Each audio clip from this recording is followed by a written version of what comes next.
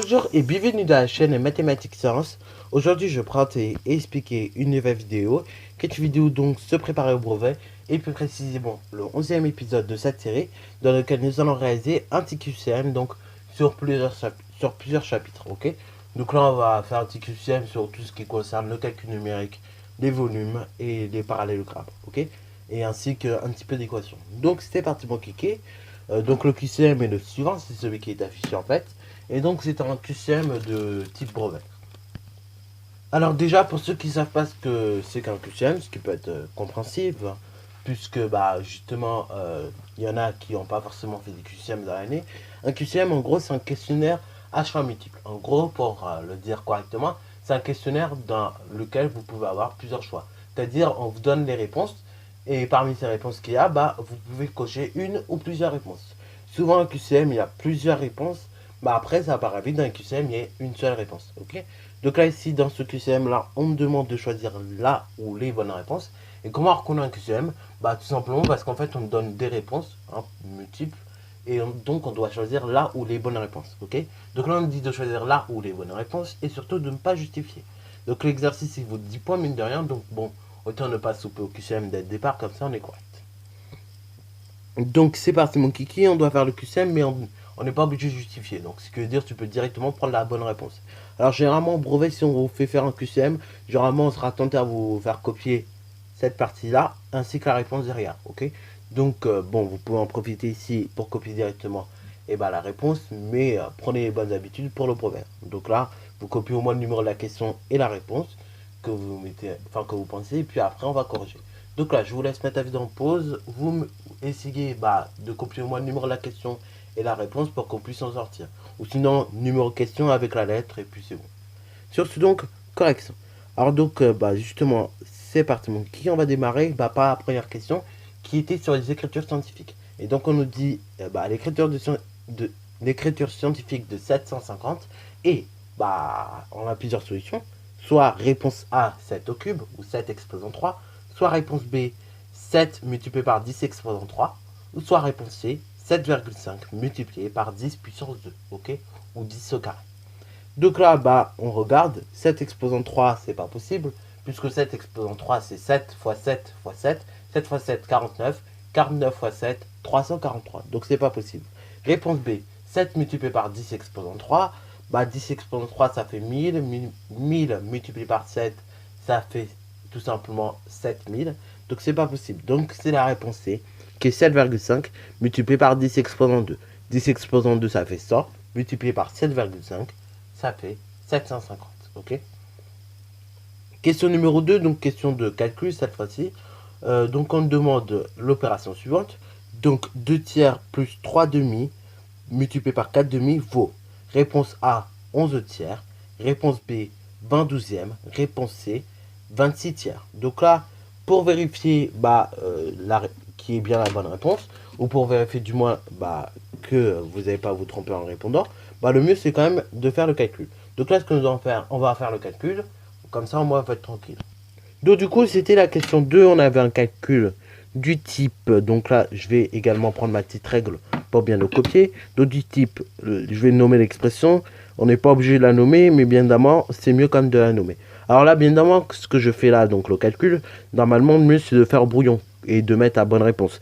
Après, si vous n'avez pas fait exprès de mettre cette démarche-là que vous avez mis, c'est encore mieux. Comme ça, vous montrez au correcteur ce que vous avez fait.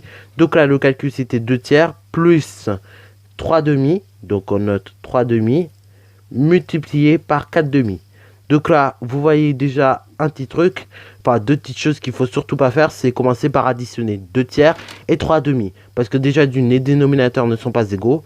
Et de deux, en plus, on commence toujours par les multiplications. Les multiplications, on le rappelle, sont toujours prioritaires par rapport aux additions et aux soustractions. De 2, quand on a à faire une multiplication, donc comprenez, de fractions, on pense toujours à simplifier. Soit vous simplifiez en diagonale, ou soit vous simplifiez en ligne, tout simplement. Donc 4 et 2 divisé par 2, donc 2 divisé par 2, 1. Tandis que 4 divisé par 2, ça fait 2. Vous voyez que le 2 et le 2, enfin les deux 2 qui sont ici, se simplifient en diagonale. Donc ici, on va simplifier ce 2 là avec ce 2 là, ce qui va donner que 2 divisé par 2 fait 1. Et 2 divisé par 2, 1. Voilà, voilà. Donc là, on n'a que des 1 finalement partout. Donc finalement, quand on effectue le calcul, on obtient tout simplement du 2 tiers. Voilà, voilà. Donc je note correctement. Plus du 3 sur 1. Donc 2 tiers plus 3. Voilà, voilà. Ensuite, problème, il faut mettre au même dénominateur. Donc là, on va multiplier 3 ou bien 3 sur 1 par 3, forcément, pour avoir un dénominateur 3 partout.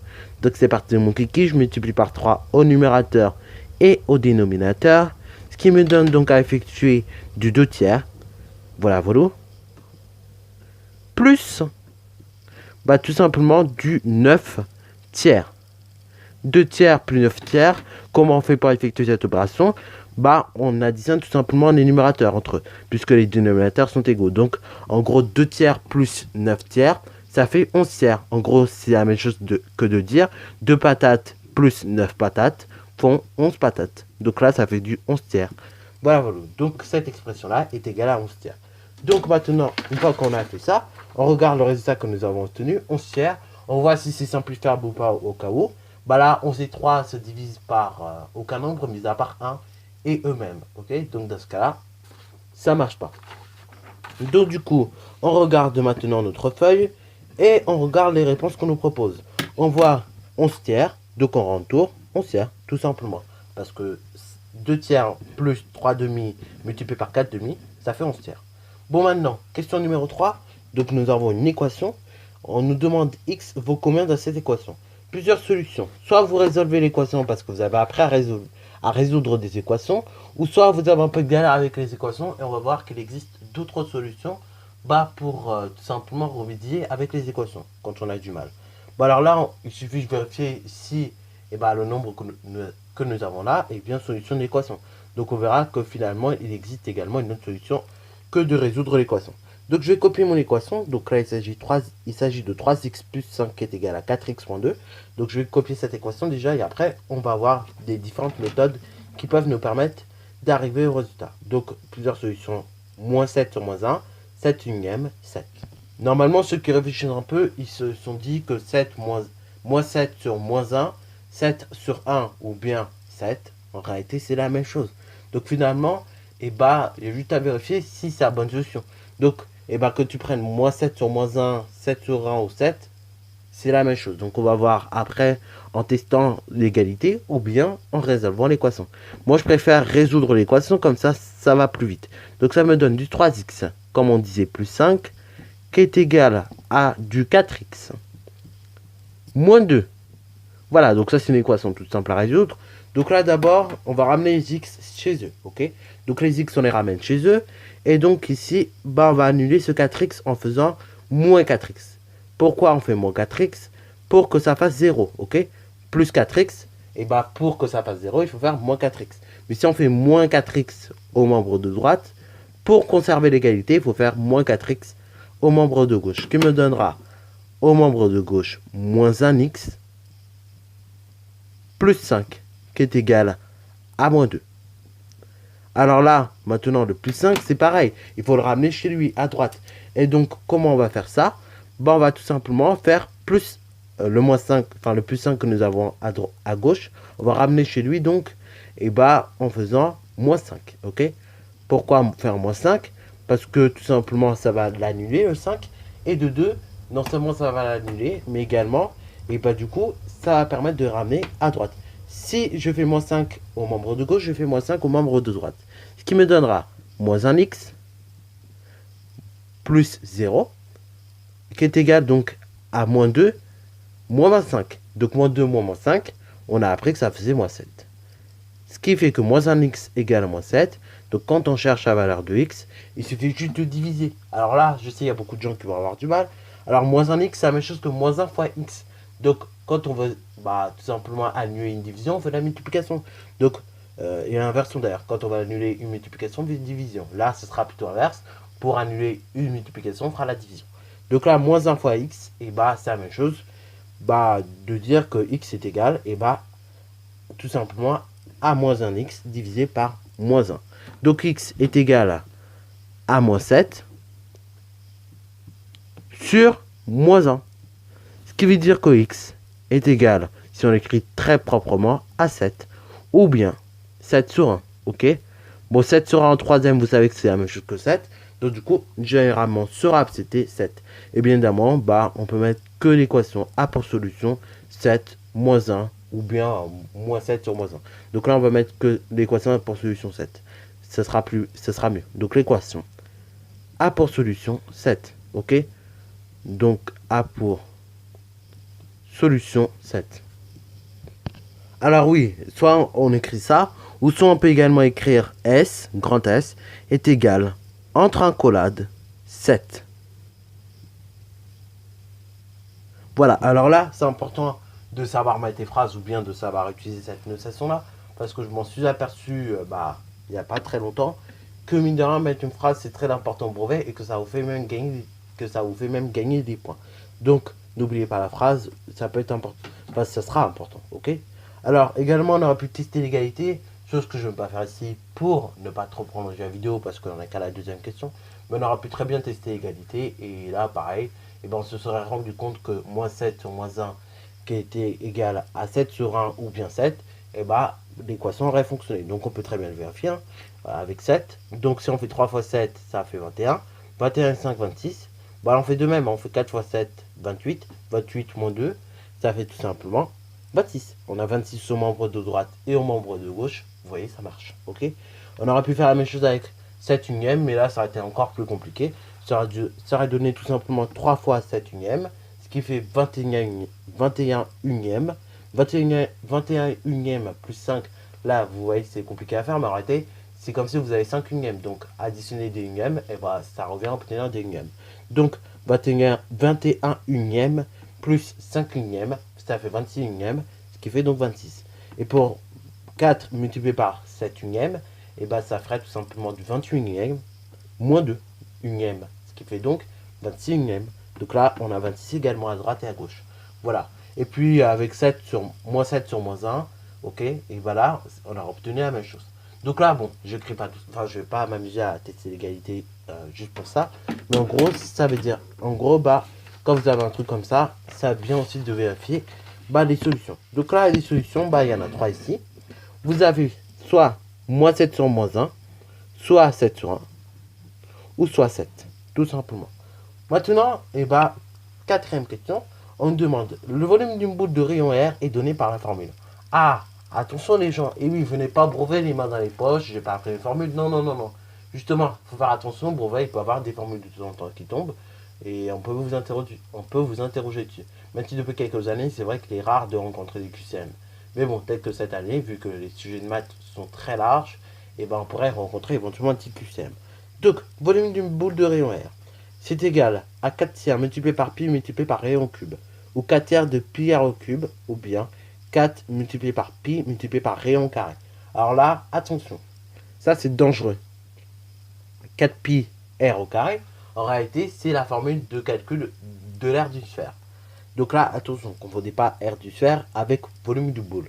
Les deux formules qui sont exactes, c'est 4 tiers de pi r au cube, ou bien 4 tiers multiplié par pi multiplié par rayon cube.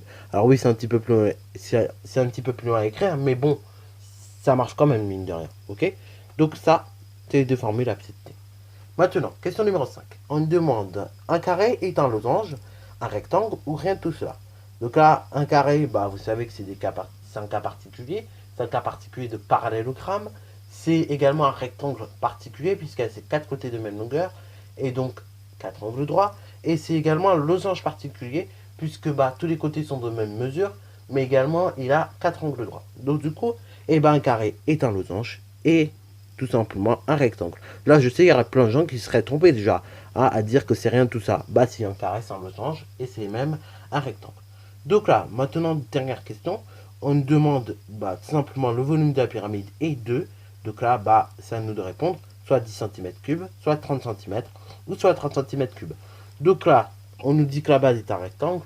Et donc ça a été avantageux. Alors pour calculer le volume d'une pyramide, vous vous rappelez, on fait 1 tiers de l'aire de la base fois la hauteur. Ou bien également, on peut faire R de la base fois hauteur, mais divisé par 3. Donc nous, on va faire la deuxième formule, R de la base fois hauteur divisé par 3. Donc R de la base, on nous dit que la base est un rectangle, c'est assez gentil de leur part. Donc du coup, ça nous facilite les calculs. Donc là, on fait l'R de la base. R de la base, c'est 1,5 fois 2. Donc 1,5 fois 2, ça fait 3. Multiplié par hauteur. Donc 1,5 fois 2, qui fait donc 3, bah on multiplie à 10, ok? Et donc on fait 3 multiplié par 10. 3 multiplié par 10, ça fait 30. Alors là, 30, c'est bien bah, quand il n'y avait pas divisé par 3. Mais vu que là, il faut diviser par 3, bah, on obtient du 10 cm3. Donc la réponse ici est de 10 cm3. Et non de 30 cm et non de 30 cm3. Voilà, voilà. Sur ce, donc, la vidéo est déjà terminée. Si tu as bien aimé ce petit QCM et que tu as envie que j'en fasse plus souvent, on en fera, t'en fais pas. Normalement, il y aura peut-être, si on a le temps, de faire un troisième sujet de mathématiques. Et là, j'espère que j'aurai le temps d'intercaler un petit QCM. Donc, le sujet de maths est pratiquement terminé pour ce premier sujet sur l'univers. Après, vous aurez un autre sujet de mathématiques et de sciences cette année, avec moi sur la chaîne en tout cas, et ce sera sur l'eau. Ok, donc on parlera de l'eau sur Terre et ainsi de suite. Sur ce, la vidéo est déjà terminée. Si tu as bien aimé, n'hésite surtout pas à la liker, à commenter et bonne résultat à toi en mathématiques et en sciences. Et du coup, il t'aura deviné, le prochain épisode normalement se prépare au brevet, ce sera sur les fonctions.